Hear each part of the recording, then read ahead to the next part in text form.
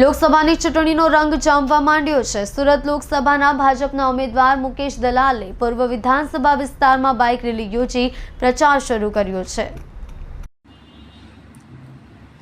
સુરતમાં પણ ધીમી ગતિએ લોકસભા ચૂંટણીનો રંગ જામવા માંડ્યો છે। સુરત લોકસભા બેઠક માટે ભાજપે મુકેશ દલાલને મેદાનમાં ઉતાર્યું છે, જેની સામે કોંગ્રેસે નિલેશભાઈ કુંભાણીને મેદાનમાં ઉતાર્યા છે। હાલ બંને ઉમેદવાર પોતાના વિસ્તારમાં પ્રચાર પ્રસાર કરતા નીકળ્યા છે।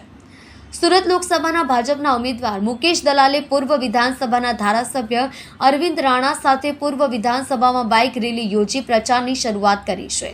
આજે પૂર્વ વિધાનસભાના અલગ અલગ વિસ્તારમાં બાઇક રેલી દ્વારા મુકેશ દલાલ પ્રચાર શરૂ કર્યો છે।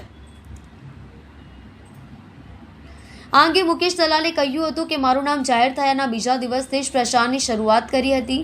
મોદીની ગેરંટી અને મોદીએ કરેલા વિકાસના કાર્યોને લઈને લોકો વચ્ચે જઈ રહ્યો છું। સનાતન ધર્મની રક્ષા માટે અમે ચૂંટણી મેદાને ઉતર્યા છીએ।